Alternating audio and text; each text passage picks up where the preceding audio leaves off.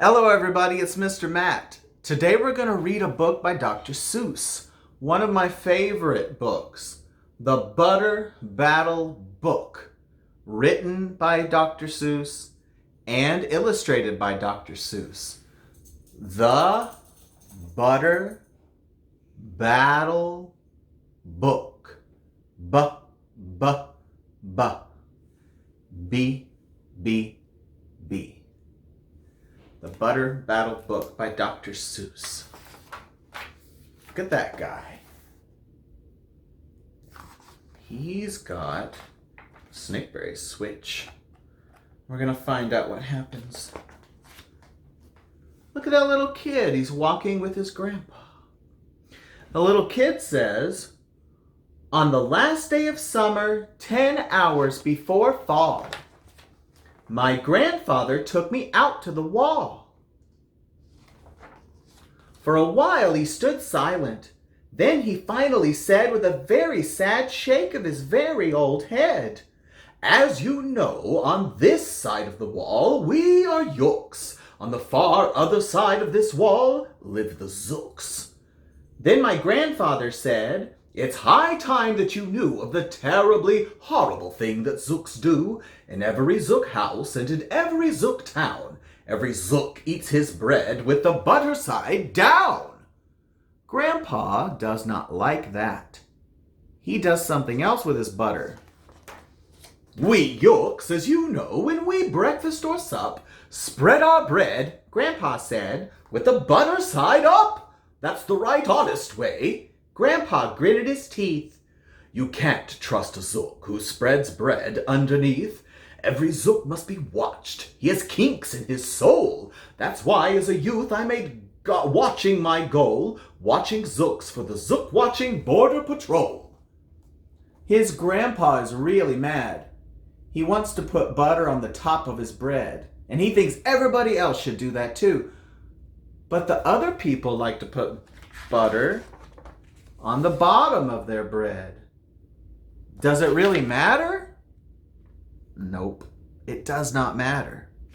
But Grandpa wants to fight about it. In those days, of course, the wall wasn't so high, and I could look any Zook square in the eye. If he dared to come close, I'd give him a twitch with my tough-tufted prickly snakeberry switch. For a while that worked fine. All the Zooks stayed away, and our country was safe. Then one terrible day, a very rude Zook by the name of Van Itch snuck up and slingshotted my snakeberry switch. Uh-oh, that's not nice.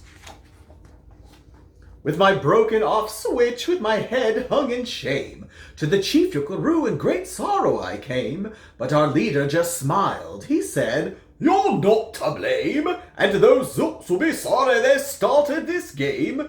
We'll dress you right up in a fancier suit. We'll give you a fancier slingshot to shoot.' And he ordered the boys in the back room to figure how to build me some sort of triple sling jigger. Uh-oh, look what they made. They made a big old slingshot. With my triple sling jigger, I sure felt much bigger. I marched to the wall with great vim and great vigor, right up to Van Itch with my hand on the trigger. 'I'll have no more nonsense,' I said with a frown, 'from Zooks who eat bread with the butter side down.' Van Itch looked quite sickly. He ran off quite quickly. I'm unhappy to say he came back the next day in a spiffy new suit with a big new machine, and he snarled as he said, looking frightfully mean, 'You may fling those hard rocks with your triple sling jigger, but I also now have my hand on the trigger. My wonderful weapon, the jigger rock snatch 'em, we'll fling 'em right back just as quick as we catch 'em. We'll have no more nonsense. We'll take no more gup from you Yorks who eat bread with the butter side up.' 'I have failed, sir,' I sobbed as I made my report to the Chief Yuckaroo in the headquarters fort. He just laughed.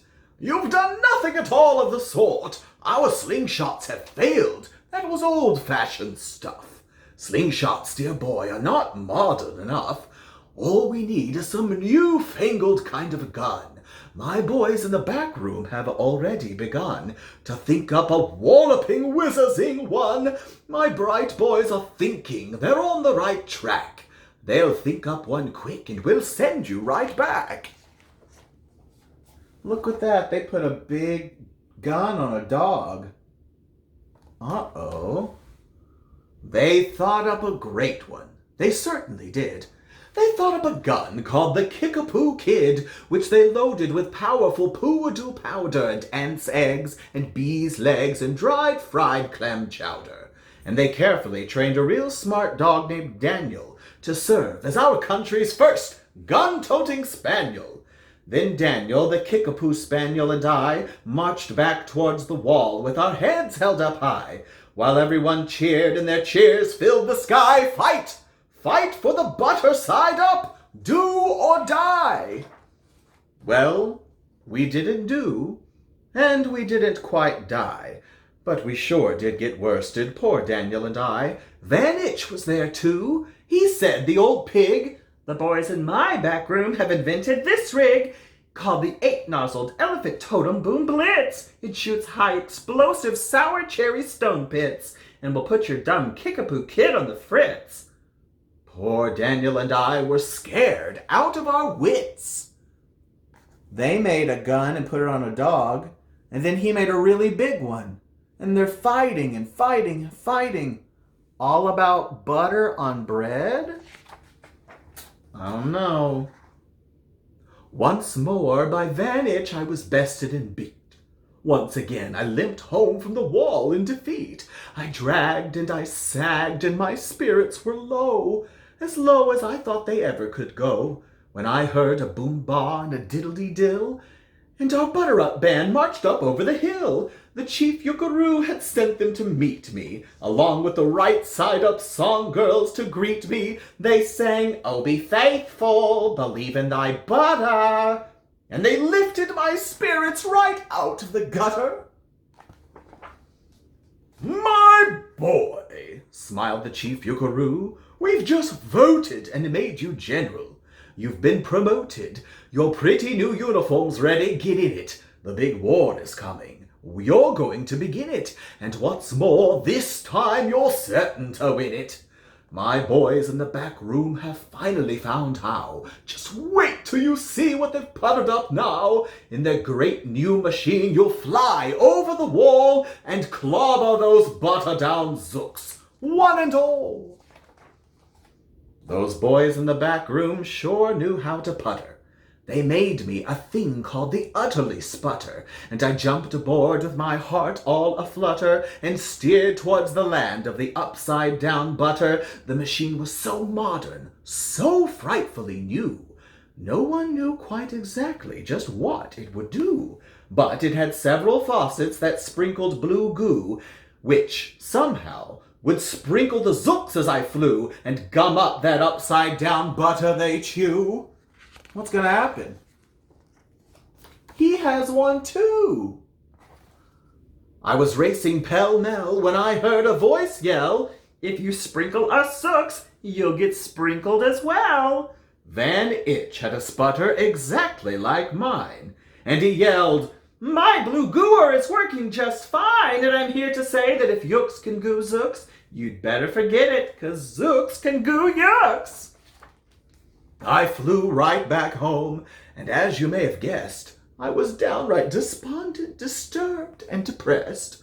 And I saw, just as soon as I stepped back on land, so were all of the girls in the butter-up band.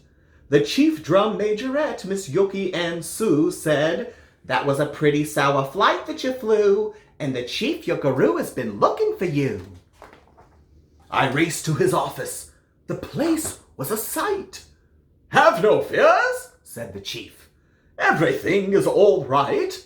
My bright room back boys have been brighter than bright. They've thought up a gadget that's newer than new. It's filled with mysterious moo-like-a-moo and can blow all the zooks clear to Salamagoo. They've invented the Bitsy Big Boy Boomeroo." I made a tiny bomb.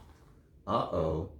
"You just run to the wall like a nice little man, Drop this bomb on the Zooks just as fast as you can. I've ordered all Yooks to stay safe underground while the Bitsy, big boy Boomeroo, is around. As I raced for the wall with the bomb in my hand, I noticed that every last Yook in our land was obeying the Chief Yookaroo's grim command. They were all bravely marching with banners aflutter down the hole for their country and right side up butter. That's when Grandfather found me. He grabbed me. He said, "You should be down in that hole, and you're up here instead. But perhaps this is all for the better somehow. You'll see me make history, right here and right now." Grandpa leapt up that wall with a lopulous leap, and he cleared his hoarse throat with a bopulous beep. He screamed, "Here's the end of that terrible town, full of Zooks who eat bread with the butter side down." And on that very instant we heard a clup clup, a feet on the wall, and old Van Itch clupped up. In his fist was another big boy Boomeroo. "I'll blow you," he yelled. "I'll blow you," he yelled, "into pork and wee beans. I'll butter side up you to small smithereens." "Grandpa," I shouted, "be careful. Oh, gee. Who's gonna drop it? Will you or will he?" "Be patient," said Grandpa. "We'll see. We will see." And that's the end of the story. That little boy is scared. Those grown-ups are fighting over how to put butter on their bread. And they're trying to hurt each other. And that's not a very good idea. That's not a very good idea. That's something silly. I think Dr. Seuss wants us to think about it. And I want you to think about it too. Today, if you feel upset and you want to start a fight about something that's kind of silly, are you fighting a butter battle? Maybe you should let it go.